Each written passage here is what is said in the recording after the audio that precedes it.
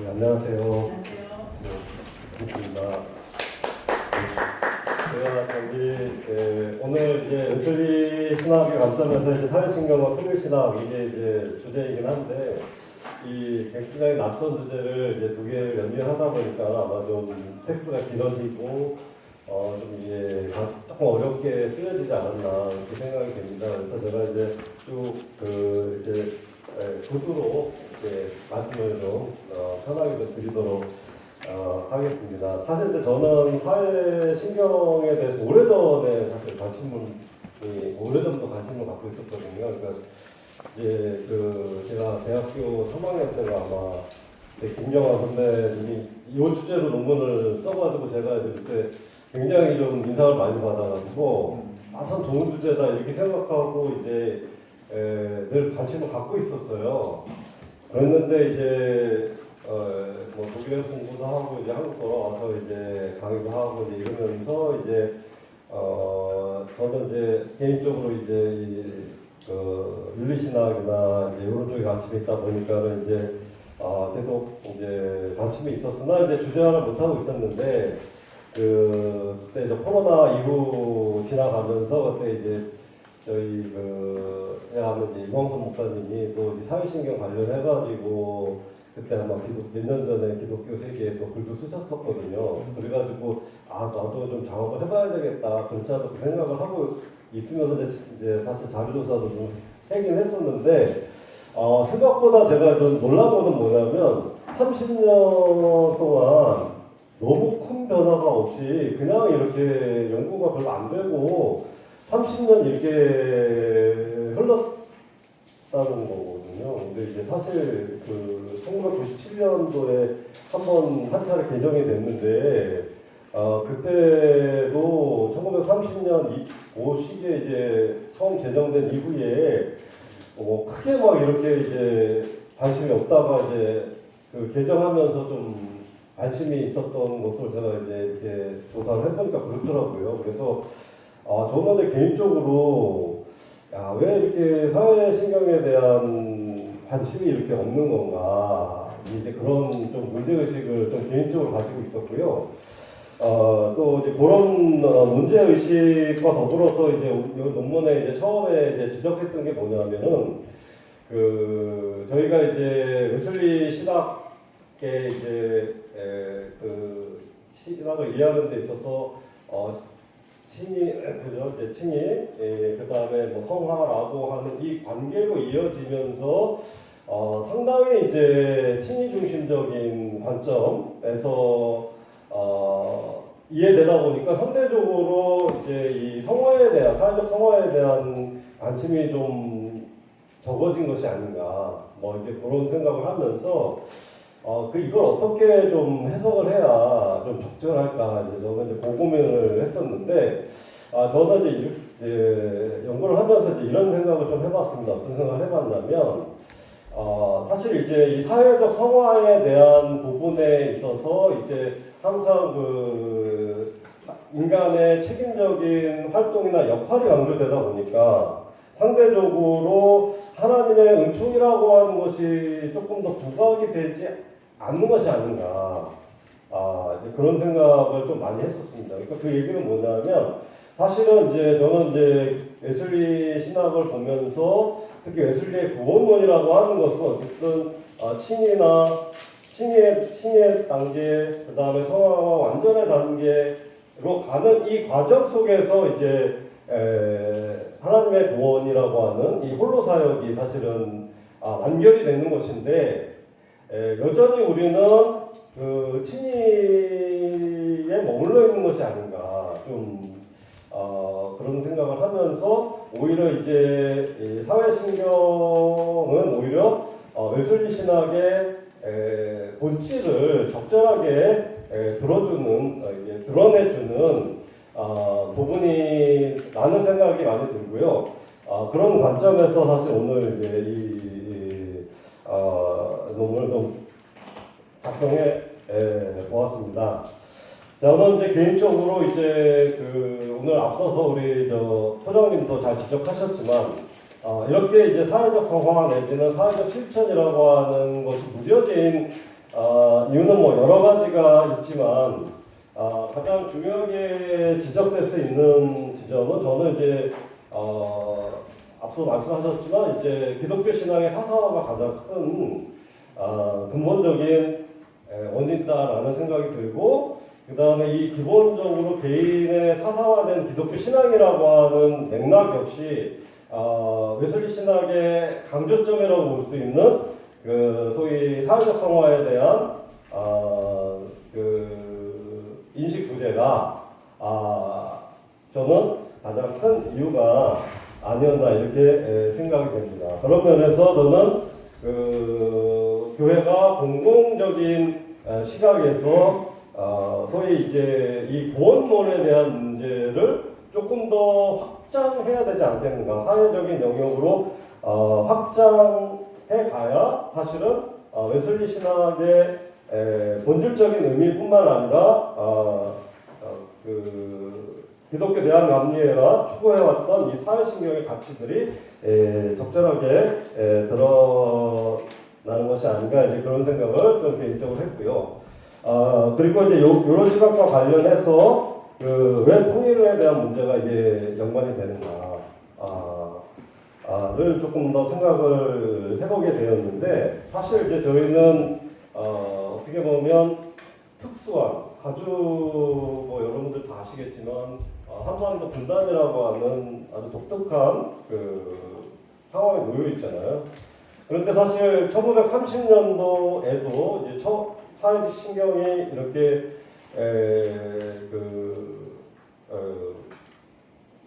이렇게 이제 제정이 됐을 때도 사실은 한국 사회가 사실 이 사회적 갈등, 뭐 예를 들면 민족주의나 사회주의와 같은 이런 갈등들이 사실은 사회적 전반에 기본적으로 흐르는 패턴이었다라고 하는 거죠. 그런 면에서 본다면 사실은 이제 저희 기독교 대한 감리에서 추구했던 이 사회적 신경의 가치가 단순히 이렇게 어떻게 인간이 윤리적으로 활동하고 그리고 사회 문제들을 적절하게 응답하면서 대안들을 제시하는 데 머물러 있었던 것이 아니고, 사실은 사회신경의 근본적인 목적 혹은 지향점은 통합이었다고 하는 거거든요, 사실은. 근데 이 통합이라고 하는 게 뭐냐면, 소위, 저는 개인적으로 해석하기에, 하나님께서, 우리에게, 원하시는 소위 구원이라고 하는 지평으로의 이동이라고 하는 관점에서, 사실 이 부분을 이제 적절하게 해석을 해야 되는데, 저는 이제 그 조직신학자다 보니까 이 부분들에 대한 신학자들의 기본적인 인식을 좀 생각해 보게 됐는데, 그건 사실은 뭐냐면 소위 각 시대가 가지고 있었던 사회적 어감이라고 하는 지평에서 해방이라고 하는 것이 근본적인 모토였고, 그 근본적인 모토는 사실 이제 하나님 나라라고 하는 지평에서 이 문제를 어떻게 풀어가느냐라고 하는 기본적인 제안들이 사실은 사회신경을 통해서 매개가 되었다라고 하는 겁니다. 그런 관점에서 1997년도에 이제 사회신경이 개정되는 그 시점 속에서 그 당시의 신학자들이 가지고 있었던 기본적인 생각들이 굉장히 중요하다라는 점을 좀 말씀을 좀 드리고 싶습니다. 그게 이제 그 두 번째 이제 논문의 두 번째 부분에 나와 있는 부분인데, 저는 이번에 이제 1997년도의 그 예시를 보면서 오늘날 사회신경의 의미들을 좀 되살려보면 좋겠다라고 하는 관점에서 이제 이 부분을 좀 작성하게 되었는데, 사실 1997년에 이제 개정이 되었지만, 사실은 사회신경의 이 기본적인 개정의 흐름들은 1980년도에 이제 웨슬리 신학에 대한 이해에서부터 사실 시작이 되었다는 겁니다. 그래서 우선 몇 가지를 좀 말씀드려 보자 보면, 우선 이제 그 19페이지 보시면 그 첫 번째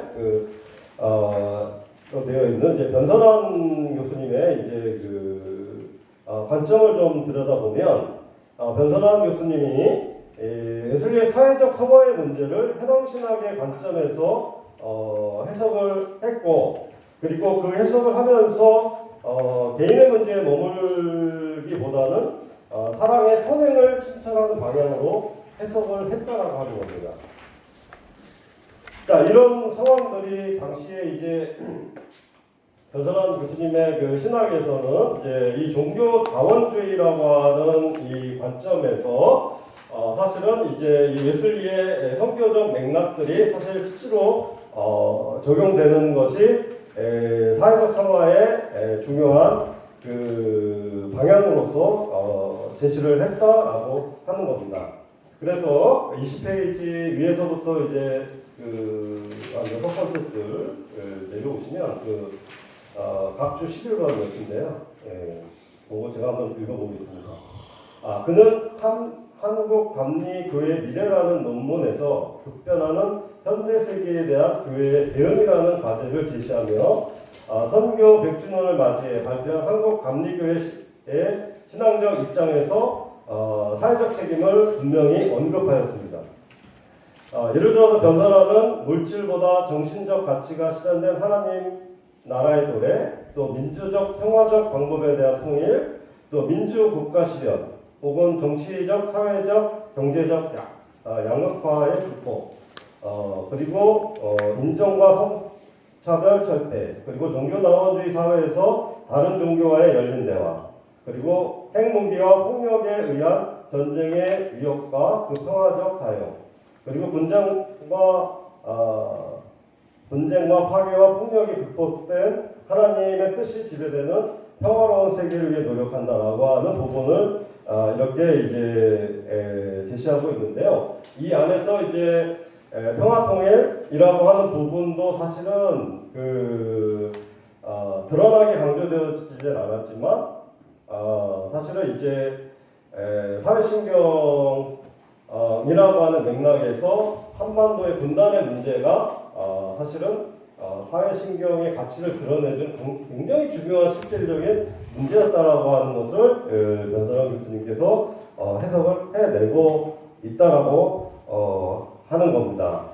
자, 그런 면에서 이제 변선환 교수님은 항상 웨슬리 정신을 계승하여 모든 사람의 구원이라고 하는 과제 앞에서 한국 감리교회 교인들의 책임을 강조했다는 겁니다. 그러니까 이게 뭐냐면 저는 이제 한국 교회가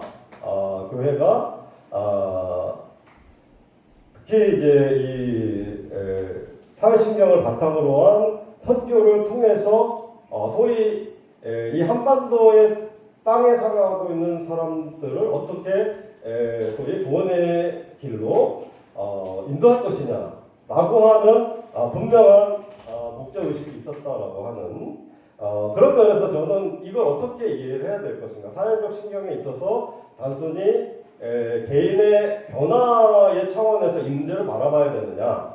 그것보다는 저는 변선환 교수님께서 끊임없이 그 하나님의 은총이라고 하는 관점에서 개인의 변화 그리고 더 나아가서 사회적 변화에 이르기까지 분명한 메시지를 저는 주었다고 생각하고 그 메시지 안에는 구체적인 소위 하나님의 선교라고 하는 하나님의 사역이 있었다라고 하는 그런 점들을 좀 말씀을 좀 드릴 수가 있겠고요. 자, 그런 면에서 이제 김홍기 교수님께서 이제 희년 사상이라고 하는 1995년에 그 저서에서 저희 웨슬리의 구원론을 바탕으로 해서 복음적 신협조서를 주장하셨고, 그리고 특별히 창조 질서 회복의 과정 속에서 사회적 책임을 강조했다는 겁니다. 그런데 이제 우리가 잘 아시고 있는 것처럼 김홍기 교수님의 경우는 그 이제 하나님의 은총도 강조하였지만 소위 이제 그 인간이 어떻게 성화라고 하는 관점에서 책임적일 수 있을까라고 하는 부분들을 분명하게 고민을 했었던 것으로 이해하고 있습니다. 자, 그런 면에서 이제 이 신념 사상을 바탕으로 해서 이제 김홍기 교수님은 이 통일의 문제를 사회 신경의 아주 중요한 테마로 이제 받아들였다라고 하는 게 이제 특징적으로 나타나고 있습니다. 그리고 이번에 이제 부분에서는 전통적인 그 사회 개혁과 그 다음에 해방 플러스 통일의 문제 이렇게 좀 정리를 해볼 수 있다 이렇게 말씀을 좀 드릴 수 있겠습니다. 그래서 21페이지 위에서 세 번째 줄 좀 읽어드리도록 하겠습니다. 이처럼 웨슬리의 신학은 한국 감리교회가 더는 사상화된 신앙을 탈피하고 성화의 사회적 측면과 우주적 측면을 회복할 것을 요청한다. 더 나아가 그는 웨슬리의 희년 사상을 바탕으로 통일의 희년 운동을 세계사의 십자가인 냉전 구조의 제약을 짊어진 한민족의 한을 풀어주고 세계로운 세계사의 장을 여는 부활 운동이라고까지 적극적으로 해석을 하였습니다. 자, 여기까지 이제 보자면 통일의 문제가 중요한 문제이긴 한데 변선환 교수님이나 김홍기 교수님에게 있어서는 사실은 이제 이 북한의 문제라 북한까지 이렇게 연계된 문제라기보다는 남한교회가 어떻게 이 통일의 문제를 고민할 것인가에 좀 주목이 되어 있었다라고 한다면 좀 홍정수 교수님의 시각들은 사실은 이제 조금 더 발전해서 어떻게 남한과 북한이라고 하는 그 시스템, 정치적 시스템이 소위 이제 화해라고 하는 구조로 나아갈 수 있을까를 고민하기 시작했다고 하는 겁니다. 자, 그래서 세 번째 패러그래프를 좀 보시면 웨슬리 전통의 시각에서 홍정수는 통일의 과제도 중요한 과제임을 설명하였습니다. 그는 독일의 통일을 목도하며 한국의 통일 과제를 역사의 정통성과 주체성 회복, 그리고 민족 자주권 회복, 국력 신장을 통한 북한과의 통일, 민족 동질성 회복으로 구체하며 제시하였습니다. 이에 따라 그는 체제 전복이나 맹목적인 이데올로기적 타협을 통한 통일을 거부하면서 자본주의와 사회주의의 평화적 공존을 넘어선 건설적 협력 관계를 모색하였습니다. 그는 양 체제에 있는 논리적 한계를 상호 비판하고 이데올로기적 사유를 극복하는 것이 가장 중요하다고 보았습니다. 즉 남과 북이 서로에 대한 적대적 관계를 넘어 상호 변혁적 관계로 나아가야 한다라고 하는 것을 의미 있게 강조하였습니다. 자, 그런 면에서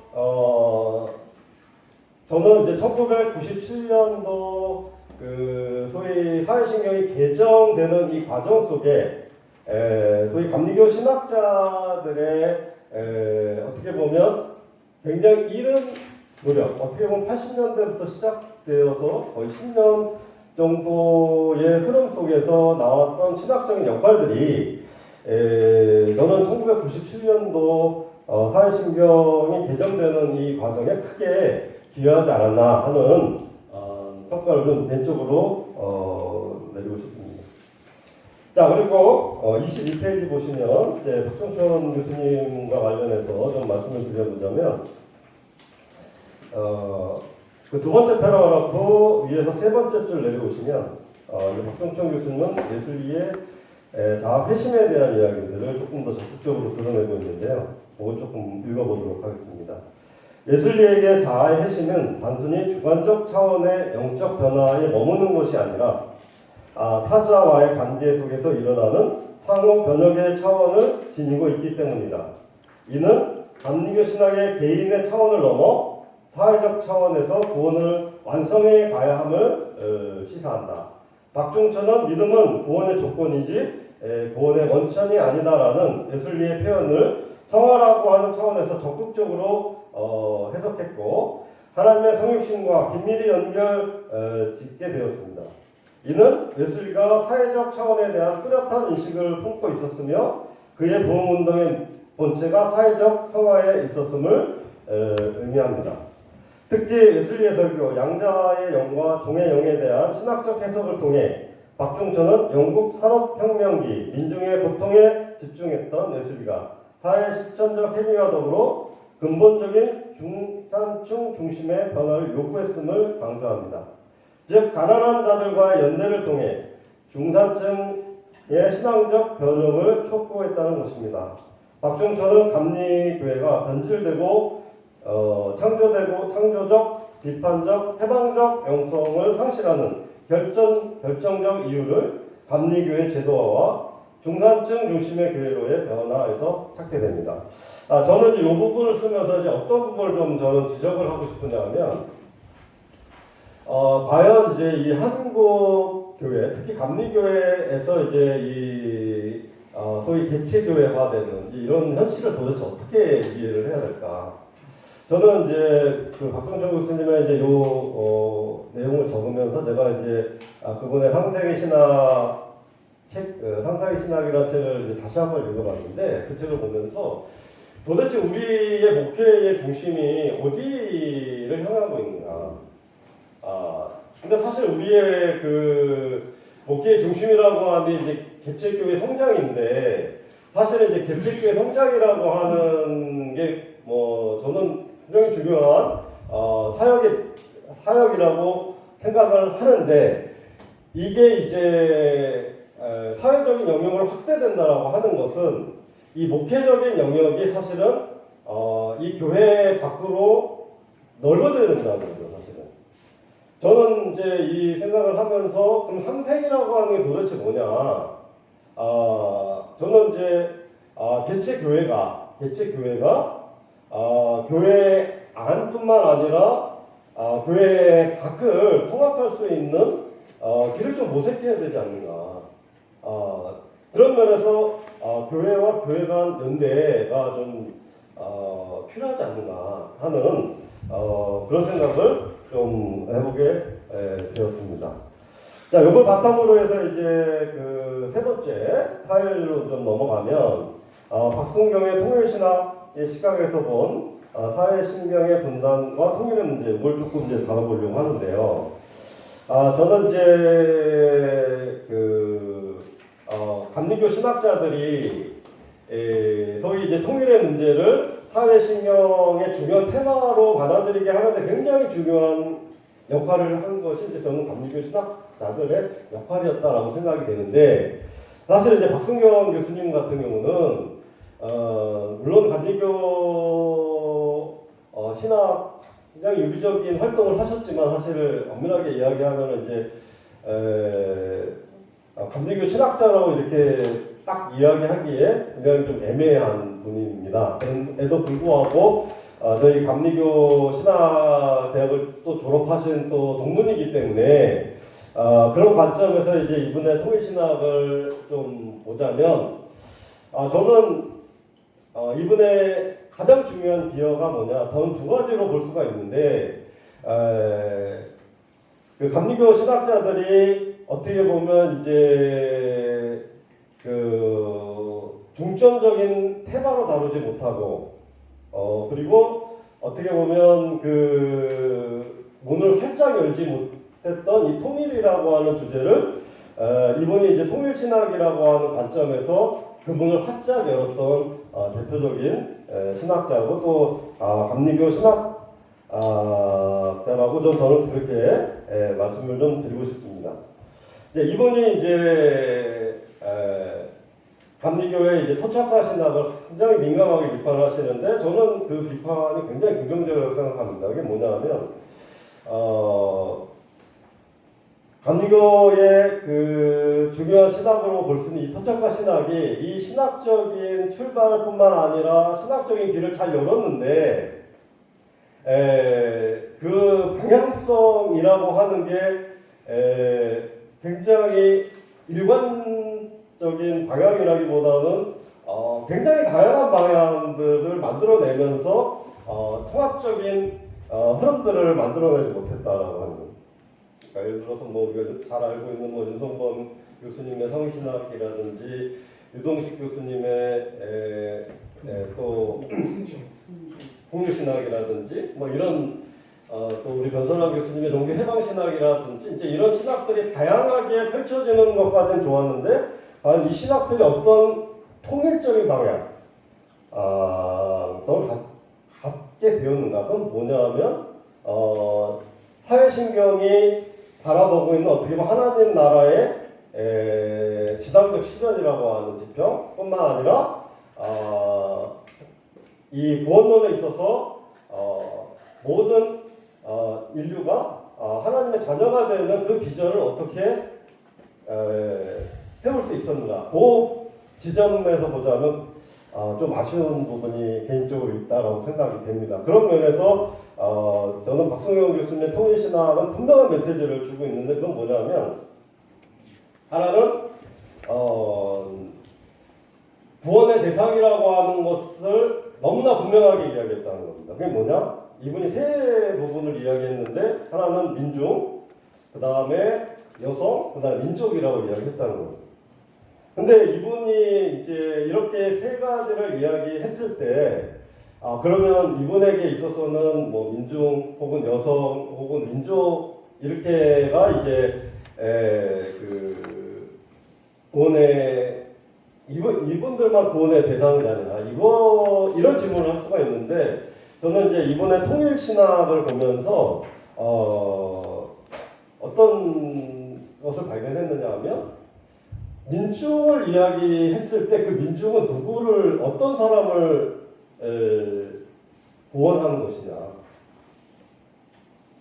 저는 이제 이 맥락에서 보자면 자 민중을 구원한다는 건 민중만 구원을 한다라고 하는 것이 아니고 소위 민중을 가능하게 하는 사회 다양한 지평에 있는 사람들도 구원의 대상이라고 하는 겁니다. 그러니까 그건 뭐냐? 복음의 메시지라고 하는 건 분명하게 선포가 되어야 된다라고 하는 거죠. 그런 면에서 과연 그 사회신경의 이러한 분명한 구원의 메시지가 이 한국 사회에 명확하게 선포가 되었는가? 그런 부분에 대한 문제를 분명하게 지적하고 있는 것이고요. 그리고 여성 또한 마찬가지입니다. 여성이라고 하는 지평에서 그럼 남성은 구원으로부터 배제되어 있는 거냐? 그렇지 않다는 거죠. 결국 통일신학이라고 하는 것은 그 해방의 우선성을 가지고 있는 사람을 중심으로 해서 어떻게 보면 가해자일 수도 있는 그리고 때로는 누군가에게 고통을 주었던 사람들에게까지 사실 구원의 문이 열려있다라고 하는 지평에서 이 문제를 해석해야 된다는 겁니다.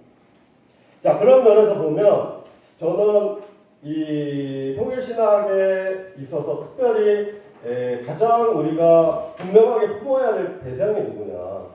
저는 그게 오늘날 북한에서 살아가고 있는 북한 동포가 아니겠는가. 저는 이 말씀을 꼭 드리고 싶고요. 자, 그런 면에서 그 박성경 교수님의 이 통일 방향과 방안이라고 하는 것은 어떻게 남한과 북한이 어떻게 이 BMZ를 서로 넘어서 소위 이 BMZ 중심의 해방의 공간들을 만들어낼 수 있을까라고 하는 것이 박성경 교수님의 정말 중요한 신학적 테마였다라고 하는 점을 꼭 말씀을 좀 드리고 싶습니다. 자, 그런 면에서 저는 앞으로 이제 이 사회신경이 적어도 새로운 방향을 잡아야 한다면 저는 이 마지막 최종적인 이 구원의 최종성을 향해가는 이 과정 속에서 어떻게 이 분단의 문제를 극복하고 통일 민족으로 하나가 되는 이 방향으로 나갈 것인가라고 하는 것이 결국 우리의 중요한 신학적 과제가 아닐까 하는 그런 말씀을 좀 드리고 싶습니다. 자, 그런 면에서 저는 그 사회신경의 실천적 과제가 저는 한국 감리교회의 통일운동이어야 된다고 생각하고요.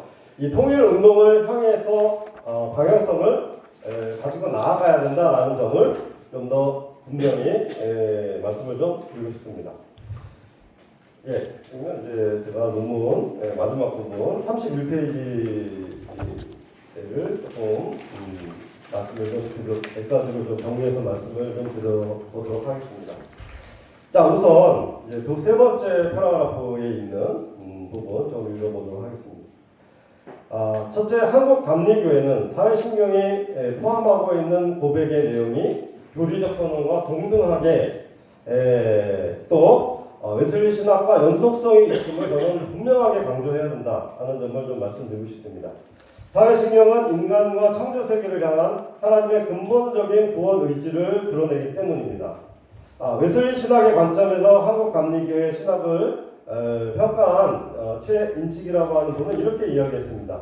한국 감리교회 신학의 정체성을 한국적 상황에서 개인적 성화와 사회적 성화를 이루는 것에서 찾았고, 특히 이제 그는 개인의 영성적 차원을 넘어서 사회적 성화를 강조하는 한국 감리교회 신학이 웨슬리의 사회적 실천을 이어받았다는 점, 이 점을 분명하게 지적하고 있는 이 지점을 저희가 생각한다면 저는 이 사회신경에 대한 인식이 더 확장되고 이 부분이 더 앞으로 강조되어야 된다는 점을 좀 말씀드리고 싶고요. 그 다음에 두 번째는 뭐냐, 한국 감리교회는 사회신경에서 강조되는 다양한 사회적 책임들을 다양한 관점에서 제시하지만 본질적으로 한반도의 근각적 해방이라는 관점에서 전체적으로 바라봐야 된다라고 말씀을 드리고 싶습니다. 자, 그런 면에서 저는 아까 이제 우리 소장님 말씀하셨지만 여전히 지금 이 한반도를 살아가면서 고통을 당하고 있는 분들이 너무나 많이 있습니다. 우리가 잘 알고 있는 것처럼 우리가 2014년 세월호 참사에서부터 시작해서 이 참사로 인해서 또 최근에 이제 여러 참사 예를 들면 또 우리 잘 알고 있는 서대문 고가가 붕괴되면서 또 많은 분들이 또 돌아가셨고, 또 최근에 또 산업 현장에서 돌아가신 분들도 굉장히 많습니다. 이런 분들은 여전히 우리 감리교회가 관심을 가져야 될 주제라고 생각이 들고요. 그리고 그분들이 실질적으로 이 감리교회 이 사회적 신경이라고 하는 가치들을 우리가 재현해 갈 때 이 한국 사회를 살아가는 그런 희망들을 좀 더 가질 수 있지 않을까 하는 말씀을 드리고 싶고요. 자, 그 다음 마지막으로 저는 한국 감리교회가 인간의 생명과 생태계 보존을 위한 사회신경의 의미를 다시 한번 제고해야 된다고 생각합니다. 그래서 저는 이 주제를 적으면서 어떤 말씀을 드리고 싶으냐면 사실 이제 저희가 남과 북을 가르고 있는 이 DMZ라고 하는 이 지역이 있는데 사실은 굉장히 상징적인 지역입니다. 이 지역이 최근에 이제 도국가론 때문에 이 지역이 또 이렇게 좀 훼손되고 있는 그런 현실을 좀 목도하게 되는데 저는 이제 이 한국 감리교회가 주도적으로 특별히 이 DMZ 중심으로 있었던 한국 감리교회의 복원을 저는 진지하게 고민해야 되고요. 저는 그것을 바탕으로 해서 이 생태계 보존의 문제, 특히 이 DMZ의 이 문제를 저희가 사회신경이 중요한 실천 과제로 삼는다면 저는 조금 더 의미 있는 방향성을 좀 더 제시해 줄 수 있지 않는가. 저는 그래서 제가 이제 독일에 이렇게 살면서 이제 독일의 통일에 이르는 이 과정 속에서 소위 동독교회와 서독교회가 보여주었던 이 평화에 대한 노력, 그리고 또 일치에 대한 노력을 저희가 좀 기억한다면 저는 한국 감리교회의 굉장히 중요한 그 성부적인 예가 되지 않을까 그런 면에서는 이런 점들을 조금 더 여러분들에게 말씀을 좀 드리고 싶습니다. 좀 결론적으로 이야기하면 한국 감리교회가 DMZ 안에 존재했던 교회들의 흔적들을 좀 찾아가면서 이 경계 지역을 평화적으로 사용할 수 있는 방안까지 모색한다면 얼마나 좋을까 하는 그런 말씀을 좀 드리면서 오늘 발제를 마무리하고자 합니다. 감사합니다.